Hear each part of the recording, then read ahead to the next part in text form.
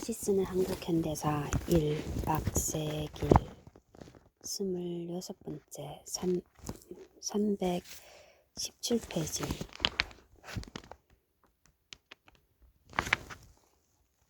317페이지 어디까지 읽었지?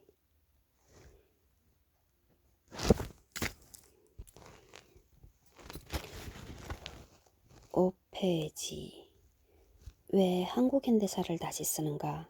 지금 이 순간 허리가 잘린 한반도 땅에는 놀라운 각성이 펼쳐지고 있습니다.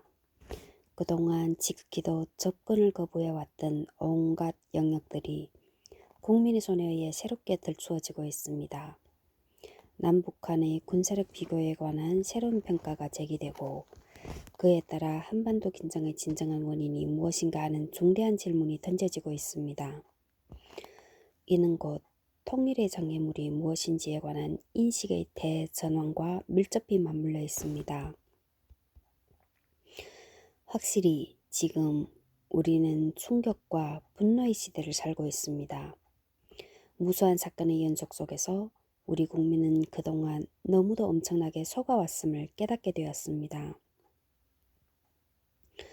그러나 이는 국민이 자기 운명의 주인이 되기 위한 역사적 대변혁에 있어서 그 첫 장을 넘긴 것에 불과합니다. 아직도 많은 사람이 북한의 남침 위협이 상존하고 있고 그에 따라 주한미군의 계속적 주둔은 불가피한 것이라고 보고 있습니다. 또한 일부 야당의 노력만으로도 군부 독재 정권이 제거되고 그에 따라 민주화의 대업도 완성될 수 있으리라는 기대에 사로잡혀 있습니다. 그리고 조국의 통일은 되면 좋지만 안 되어도 어쩔 수 없는 것이라고 생각합니다. 317페이지 북한과 중국은 이구동성으로 미 공군이 세균전을 진행한 것은 미국이 한국에서 군사적으로 승리하는 것이 불가능하다는 점을 깨닫고 북한과 중국에 대해 계속 위협을 가함으로써 휴전회담을 유리하게 이끌기 위한 의도라고 비난했다. 3월 14일에는 소련의 유엔 대표 말리크도 유엔 총회에서 북한에 동의하는 입장을 발표했다. 이에 대해 미국은 세균전 운운은 단순한 날조에 불과하며 북한과 화북의 전염병은 그 지역의 원시적인 생활조건, 불결한 위생시설, 불충분한 의료의 결과라고 반박했다. 그로부터 얼마 후 미국의 과학자연맹에서 미국이 세균병기를 개발해왔고 그 계획을 위한 자금을 계속 증액해 온 것이 사실이다 라고 지적함으로써 세균전을 둘러싼 국제적 공방전은 더욱 차차게 달아올랐다. 드디어 1952년 6월 오슬로에서 개최된 세계평화회의 집행위원회의 결정에 따라 7인의 중립적인 과학자로 구성된 국제과학조사단이 발족하게 되었다. 조사단은 7월 9일부터 2주간에 걸쳐 중국의 동북 지방을 조사하고 그 다음에는 압록강을 건너 북한으로 들어갔다. 거기서 8월 6일까지 조사를 하던 중 조사단은 미군의 공습을 받기도 했다. 조사단은 북한과 만주에 걸친 오염지대에 흩어져 있는 여러가지 물고기, 풍뎅이, 거미, 벼룩, 모기, 쥐 등의 보균자를 연구했다. 이들은 이러한 보균자가 인간과 동물 모두에게 패스트, 장티푸스, 콜레라, 이질, 뇌염, 천연두를 감염시켰다는 증거를 발견했다. 상세하게 연구한 결과 이러한 곤충의 대부분은 엉뚱한 장소와 엉뚱한 시기에 발견되었다는 것이 밝혀졌다. 즉, 그 지역 토산이 아니거나 아직 발생기가 아닌 시기에 눈 덮인 산과 가옥의 지붕에서 다수 발견된 것이다. 또한 중국 동북부 지방과 북한에서는 장티푸스뿐만 아니라 패탄 저열병, 출혈성 수막염 등 이름 모를 병들도 많이 전염되었는데 전염된 곳을 조사해보면 반드시 그러한 병원균을 지닌 생물류가 발견되었다. 이러한 연구 결과를 토대로 국제과학조사단은 다음과 같이 최종 결론을 내렸다. 본 조사단은 결론으로서 미 공군은 일본군이 제2차 대전 중에 장티푸스를 퍼뜨리기 위해 사용한 것과 정확히 동일하지는 않지만 유사한 방법을 사용했다는 것을 확인했다. 따라서 동조사단의 의견으로는 장티푸스에 감염된 쥐가 비행기로부터 낙하되었다는 결론을 내렸다. 물론 이러한 조사단의 발표에 대해 미국과 그 동맹국들은 한결같이 공산주의의 악선전이라고 주장했다. 22. 이상 융단 폭격과 세균전에 관해서는 김병오 앞의 책 122페이지부터 124쪽 참조. 3. 남한에서의 요격전과 피해 사료 319페이지. 오늘 몇 페이지까지 있지? 다 읽어가네.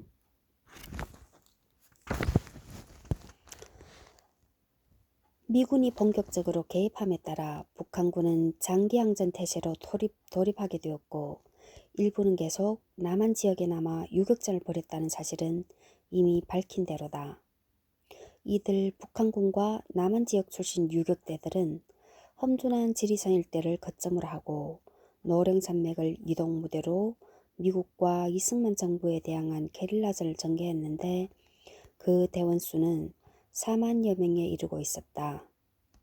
전투 지역도 순창, 정읍, 남원, 장성, 구례 등 호남 일대와 거창, 산청, 함양, 합천 등 매우 광범위한 지역에 걸쳐 있었다.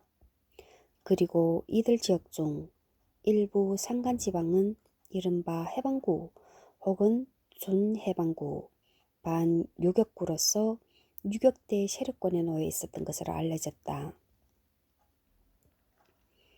이러한 가운데 미국과 이승만 정부는 유격대를 토벌하기 위해 새로이 육군 제11사단을 창설하고 남원의 사단본부를 전주의 제13연대, 광주의 제20연대, 진주의 제9연대를 각각 배치했다.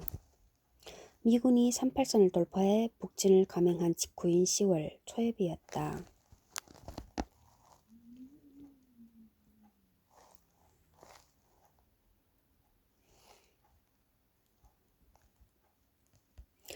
그러나 대규모 군대를 투입했음에도 유격대의 토벌은 용이하지 않았다. 유격대들은 험준한 산악지대를 거점으로 전세가 분리하면 깊은 산속으로 후퇴했다가 주로 야간을 이용해 기습 공격을 펼침으로써 토벌군을 심각한 곤란에 빠뜨렸던 것이다. 그리하여 지역에 따라서는 낮에는 정부군이 밤에는 유격대가 지배하는 양상이 되풀이되고 있었다. 한편 북한군과 중국군이 총반격을 가함으로써 미군이 급속히 후퇴하자 이들 유격대는 더욱 적극적인 공세로 나아가기 시작했다. 얼마 전에는 정부군에 포위되었지만 이제는 입장이 바뀌어 미군과 한국군을 북의 전방과 남의 후방에서 동시에 협공하는 양상이 빚어지게 된 것이다.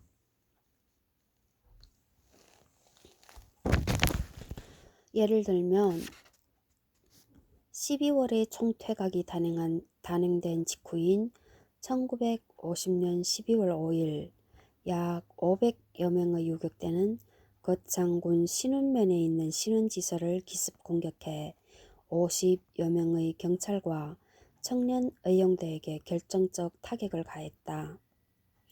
유격대의 공격을 받은 경찰과 청년 의용대는 40여 명이 사망하고 나머지 10여 명은 간신히 탈출하는 등 괴멸적 타격을 받고 물러나고 말았다.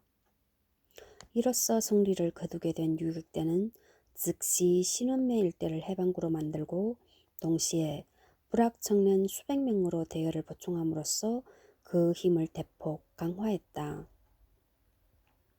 이후 경찰은 신원맨을 되찾기 위해 여러 차례 작전을 폈으나 그때마다 실패하고 말았다.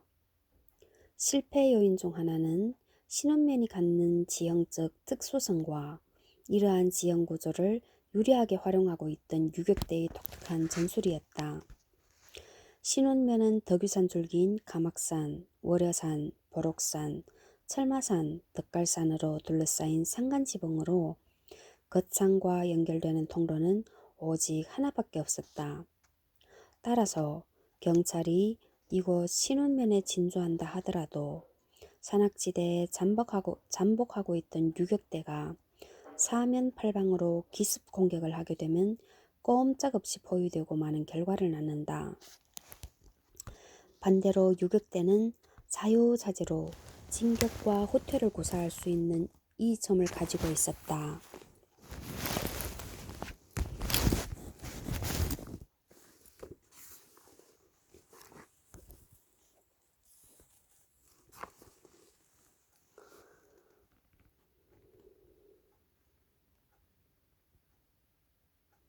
어디야? 가지고 있었다. 그러나 더욱 중요한 점은 유격대에 대한 지역 주민들의 지원과 협력이었다. 극히 상식적인 이야기지만 본래 유격대란 민중의 지원 없이는 전투는 차치하고 생존 자체가 불가능하다. 전투는 차치하다.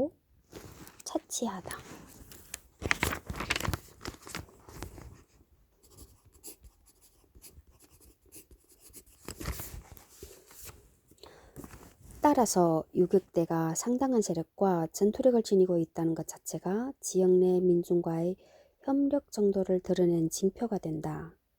나중에 밝혀진 사실이지만 유격대는 신원면 일대에서도 반드시 강제적이라고만 볼 수 없는 주민들의 지원을 얻어내는데 성공하고 있었다. 요컨대 유격대는 그 나름대로 물고기가 헤엄칠 수 있는 물을 거느리고 있었던 셈이다.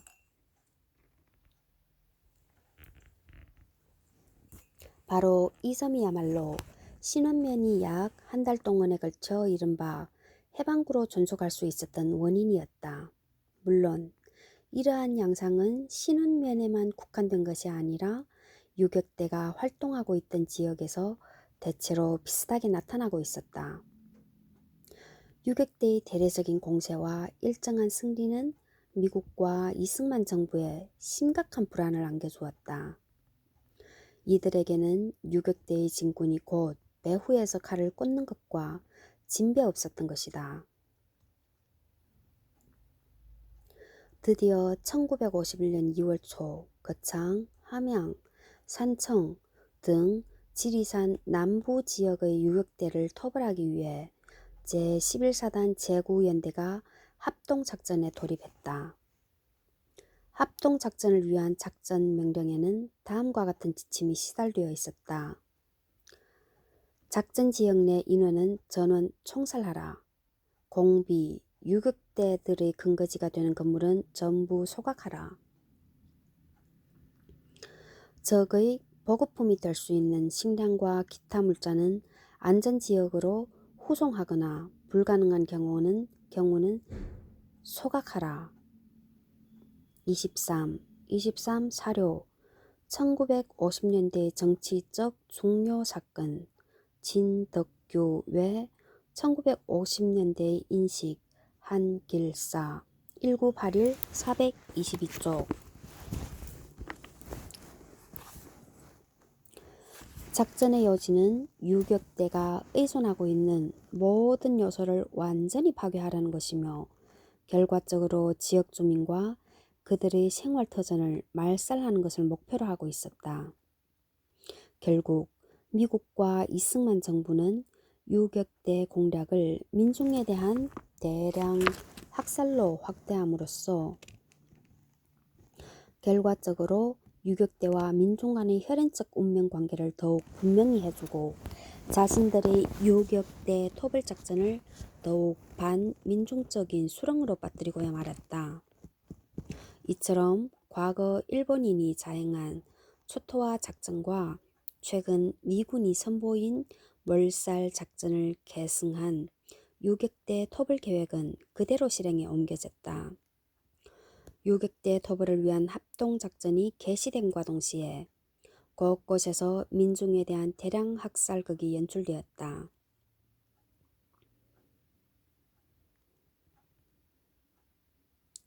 산청, 함양, 합천, 남원, 순창 등 지리산 주변 산악지방 여러 곳에서는 정도의 차이는 있었지만 한결같이 이러한 집단 학살의 참극이 벌어졌다.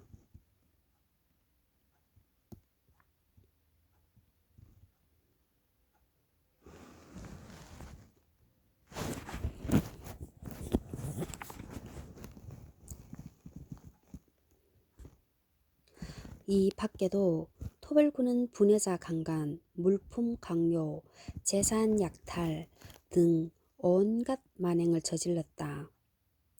그러던 중 드디어 거창군 신운면에서 토벌작전 중 최대 규모의 집단 학살극이 연출되고 말았다.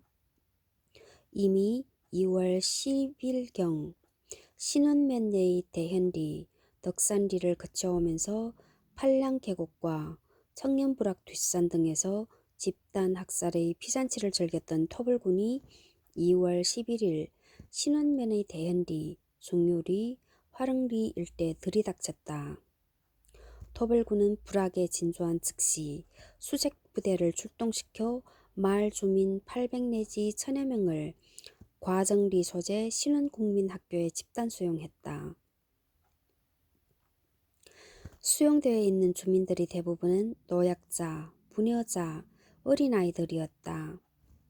다음 날 토벌군은 이들 주민 중에서 군인, 경찰의 가족과 요직급 인사와 가족들만을 골라낸 뒤 나머지 주민들을 모두 근처의 박산 골짜기로 끌고 가 기관총으로 집단 학살한 후 시체는 휘발유를 끼얹어 불태워버렸다. 아이고, 동물이나 다름없구만. 이념이 맞지.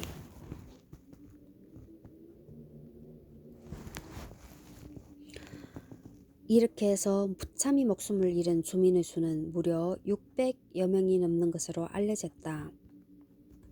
그리고 토벌군은 자신들의 행위를 은폐하기 위해 학살된 사람의 숫자를 187명으로 줄이고 아울러 그 대상도 모두 공비 및 공비와 내통한 분자라는 허위 보고를 연대에 올렸다.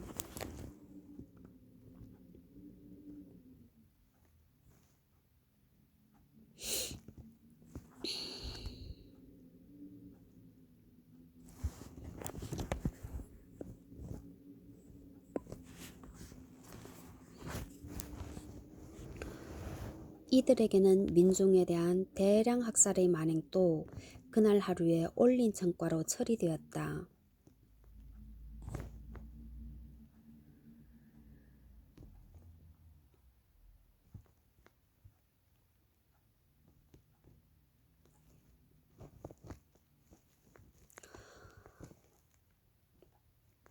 그러나 학살자들의 온갖 협박과 위협에도 불구하고 사건의 진실은 결코 은폐될 수 없었다. 학살의 진상은 분노의 불꽃을 지피면서 민중의 입을 통해 급속도로 남한 전 지역으로 퍼져나갔다. 그와 함께 이승만 정권에 대한 민중의 분노는 걷잡을 수 없이 치솟아 올랐다. 궁지에 몰린 정부는 마침내 신성모 국방장관의 입을 통해 적당한 변명을 하도록 조치했다. 경남지구 계엄 민사부장이던 김종완 대령과 함께 현지 답사한 결과 희생자 수는 187명이며 이들은 모두 공비와 내통한 불순분자임이 밝혀졌다. 그러고는 다음과 같은 점을 근거로 사건을 묵살할 것을 지시했다. 외국의 원조로 전쟁을 수행하고 있는 마당에 이 같은 군의 비행이 외국에 알려진다면 전쟁 수행에 지장을 초래하고 군의 사기를 해친다. 이러한 이승만 정권의 강변에도 불구하고 1951년 3월 29일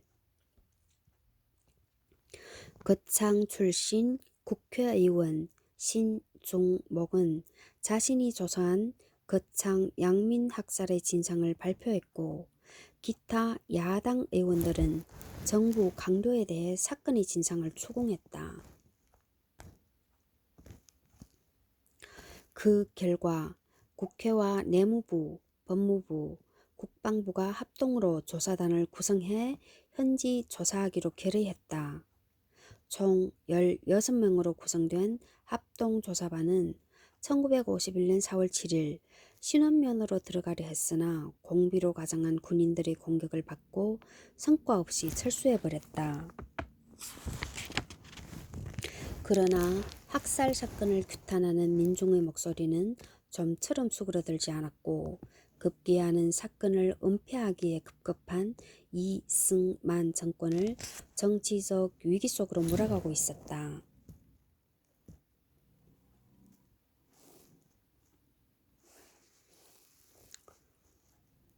다급해진 정부는 사건의 재조사에 착수했고, 제9연대장 오익경, 제3대 대장 한동석, 동대대 정보장교 이종대 등을 구속해 군법회의에 회부했고, 아울러 사건 은폐의 주모자였던 신성모를 해임했다.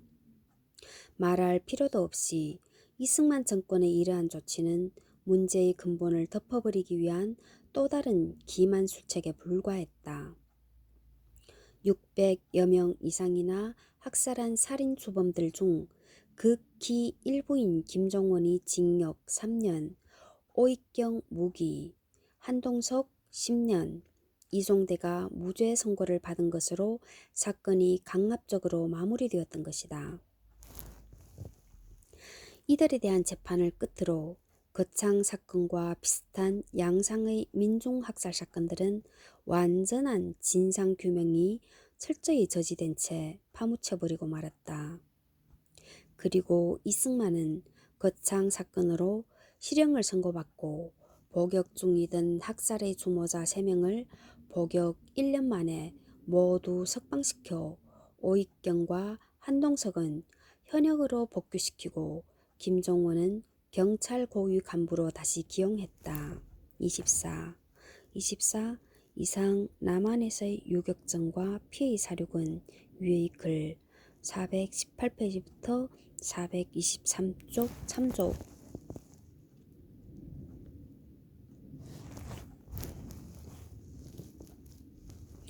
4. 교차되는 전쟁과 평화 휴전회담의 전개 324페이지. 전쟁이 무과민중의 목숨만을 앗아가는 가운데 무의미한 공방전을 계속하자 내외로부터 휴전에 대한 요구가 빗발쳐 올랐다. 인도, 스리랑카, 인도네시아 등 이제 막 식민지 상태에서 벗어난 나라들은 서로 단합해 미국의 전쟁 확대 정책을 비판하고 조속히 휴전할 것을 요구하고 나섰다.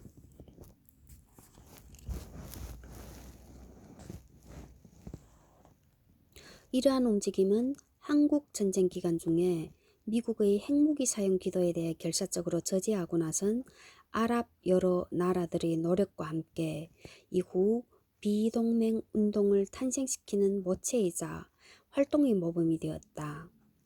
이러한 상황에서 소련의 유엔 대표 말리크의 휴전 제의를 시발로 휴전회담의 본격적인 막이 오르게 되었다. 말리크는 1951년 6월 24일 다음과 같이 휴전의 가능성을 시사했다. 한국 문제의 평화적 해결을 위한 당사국의 준비가 필요할 것입니다. 소련 인민은 첫 단계로서 정전과 38도선으로부터의 군대의 상호 철수를 규정하는 효전을 위한 교전 쌍방 간의 회담을 개시해야 할 것으로 믿는 바입니다. 25. 노중선 역금 앞의 책 299쪽. 그리고 3일 후인 6월 27일 소련 외무차관 그로미코는 휴전협정 체결에 관한 구체안을 발표했다. 1. 유엔군과 인민군의 군사대표를 상호 교섭의 당사자로 한다.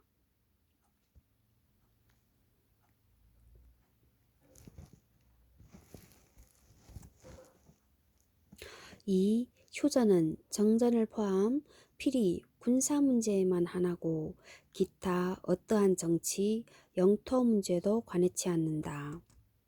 3.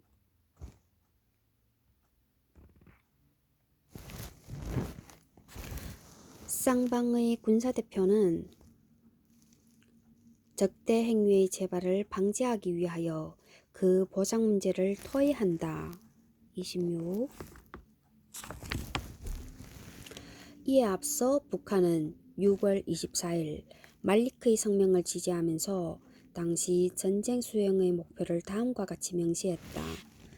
조선인민은 바야흐로 조선의 역사상 가장 심각한 시련에 직면하고 있다. 조선인민군은 중국 의영군과 협력하여 적을 38도선 이남으로 축출하기 위해 싸우고 있다. 한편 미국은 중국 만주로 전쟁을 확대하려는 정책이 사실상 파탄되고 말자 이른바 한국전쟁을 국지전으로 마무리 짓되 최대한 명예로운 승리를 거둔다는 방침으로 후퇴하게 되었다. 이러한 맥락에서 미국은 내외로부터 제기되는 휴전 압력에서 벗어남과 동시에 협상을 통한 유리한 고지를 점령하는 것을 목표로 휴전회담에 응하게 되었다. 반면 남한의 이승만 정부는 기일을 쓰고 휴전회담 개최에 반대하며 전쟁을 강행할 것을 고집했다. 그러나 이승만 정부의 반대에도 아랑곳 없이 1951년 7월 10일 미국과 북한의 대표가 참석한 가운데 휴전회담 본 회의가 개최되었다. 병신들. 회의 개최 즉시 북한 측은 앞으로 토의할 주제로 1. 6. 해 공군의 적대 행위 즉시 중지 2. 38선으로부터 양군은 각각 10km씩 남북으로 후퇴 3. 전쟁 포로의 교환 4. 전 외국 군대의 한국으로부터 즉시 철수를 제안했다. 이에 대해 미군 대표는 쌍방의 군대가 38선에서 후퇴한다는 문제와 외국 군대의 철수 문제는 정치적 사항에 속하는 것이므로 휴전회담에서 토의할 성질의 문제가 아니며 휴전을 위한 군사 경계선은 현재 양군의 접촉선에 따라 결정되어야 한다고 맞섰다.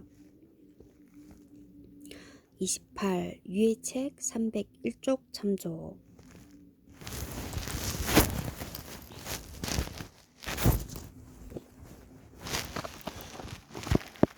이러한 미군 측의 주장은 진정으로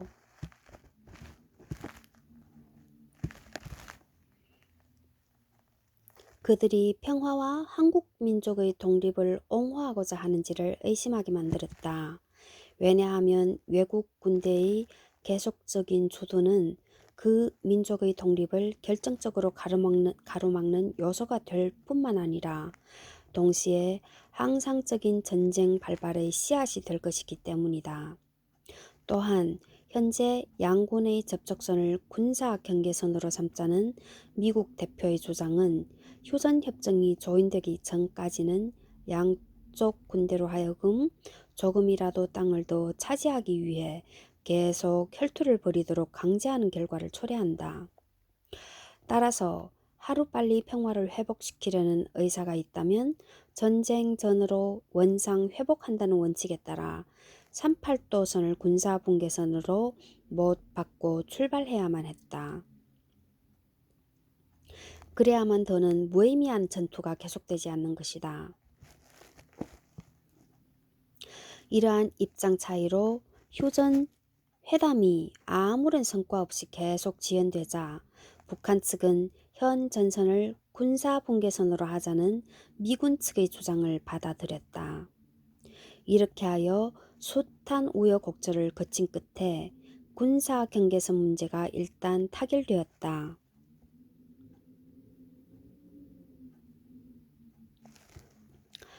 1. 군사 경계선은 양군의 실제 접촉선으로 한다. 2. 적대 행위는 휴전 협정이 조인될 때까지 계속된다. 3. 군사 경계선에 관한 협정이 채택된 후 30일 이내에 정식 휴전이 성립되면 이미 쌍방이 동의한 선을 변경하지 않고 이것을 최종선으로 한다. 29.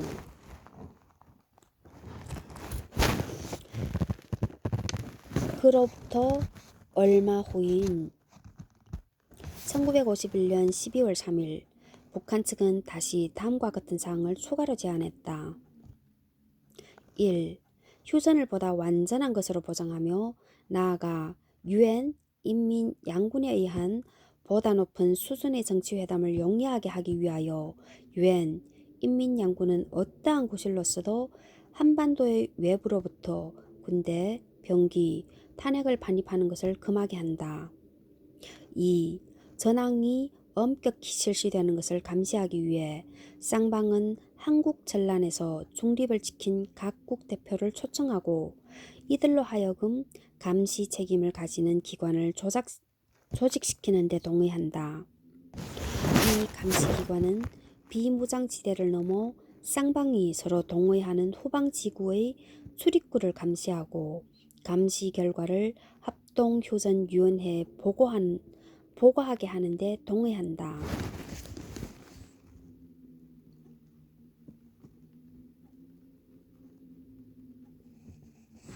아울러 이듬해 2월 6일 북한 측은 고급 정치회의의 개최를 제의했다.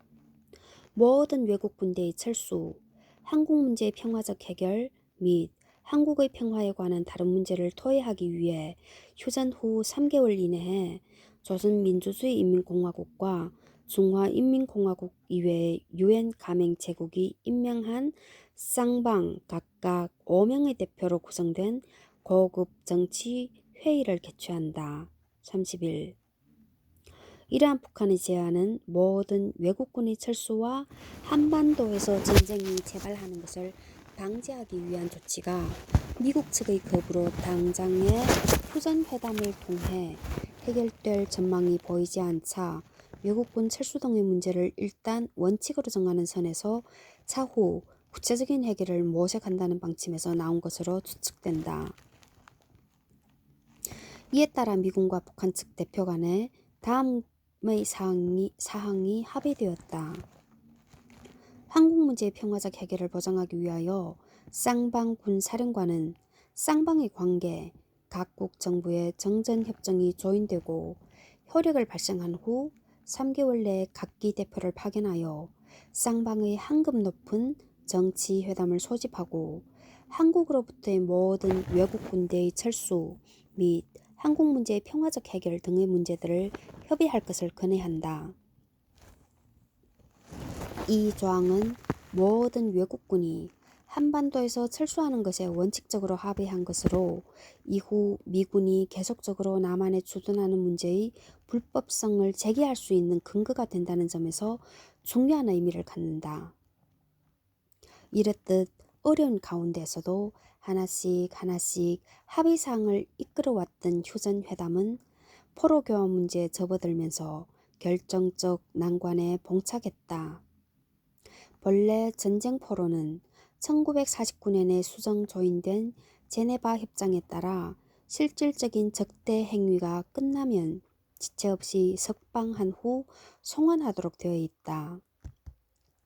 물론 미국도 이 협정에 조인한 나라 중 하나다.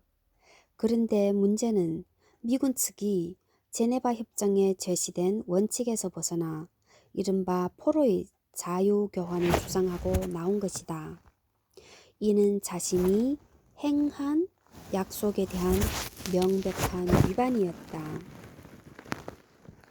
그럼에도 미국이 포로의 자유교환을 들고 나온 것은 중국군과 북한군의 포로중 일부가 송환되지 않음으로써 상대편의 위신을 실추시키고 사기를 떨어뜨리고자 하는 의도였다. 미국 측 주장에 따르면 북한군 포로 11만 1754명 중 6만 5천 명, 중국군 포로 2만 720명 중 5천 명만이 현재 송환을 희망하고 있다는 것이었다. 진짠가?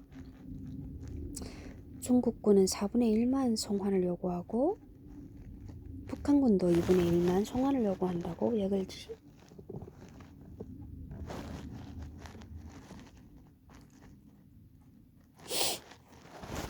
따라서 포로 송환이 포로의 의사에 따라 자유롭게 결정된다면 북한군의 절반과 중국군의 4분의 3 이상이 자기 땅으로 돌아가는 것을 원치 않는다는 결과가 나옴으로써 북한과 중국의 체면은 상당히 손상되는 것이다. 33. 실제로 송환을 원치 않았던 포로들이 어느 정도였는지는 정확히 확인할 수 없다. 그러나 여기서 거제도 포로수용소에서 1951년 말부터 계속 터져나온 포로들의 항의투쟁을 고려할 필요가 있다. 즉 1952년 5월 7일에 포로들이 수용소 소장 도트 준장을 역으로 포로로 삼는 가운데 비복, 식량, 약품, 기타 물자를 보급해 줄 것, 포로 송환을 위한 어떠한 형태의 심사도 하지 말 것 등을 요구하며 격렬한 투쟁을 벌인 사태가 발생했던 것이다. 그럼에도 미군 측이 수용소에 응류 중인 민간인 포로 2만 7천 명에 대해서만 석방 조치를 발표하고 끝내는 1952년 6월 20일 회담에 참석 중이던 미군 측 대표가 일방적으로 퇴장해버림으로써 휴전 회담은 1차 결렬되고 말았다. 이와 발맞추어 미군은 재차 북한 지역에 대한 폭격을 강화해 겨우 복구된 발전시설의 90%를 파괴해버렸다. 이러한 사태에 대해 소련은 미군의 군사력 강화, 특히 발전시설에 대한 폭격은 미국이 아시아에서 전쟁 확대를 기도하고 있는 증거이다라면서 미국에 맹렬한 비난을 퍼부었다. 35. 노종선 역금 앞의 책 306쪽 참조. 이러한 가운데 미국은 휴전협정을 통해 자국이 한국전쟁에서 실패한 것을 만회할 만한 적당한 보상을 확보하지 않는 한 전쟁을 계속 벌이겠다는 의사를 표명했다. 웃기네. 보상을 확보하지 않는 한 전쟁을 계속 벌인다고? 참 웃겨. 에치슨 국무장관은 유엔 총회에서 다음과 같이 언급했다. 미국은 한국에서 침략이 정지되고 평화와 안정이 회복될 때까지 전쟁을 계속한다는 부동의 결의를 다짐하지만 정당한 휴전 조건만 발견된다면 즉시 휴전할 용의가 있다. 이와 함께 미국은 유엔으로 하여금 재차 자국의 입장을 옹호하는 결의안을 채택하도록 종용했다. 이에 따라 1952년 12월 3일 유엔 총회는 미국이 내세운 포로 자유 교환을 여지로 하는 결의를 채택하게 되었다.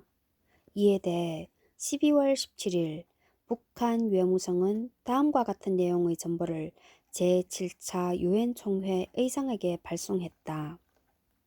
조선 민주주의 인민공화국 대표의 참가 없이 채택된 조선 문제에 관한 제7차 유엔 총회 결의를 부당한 것으로 인정하고 총회는 다음과 같은 조치를 강구할 것을 요구한다. 1.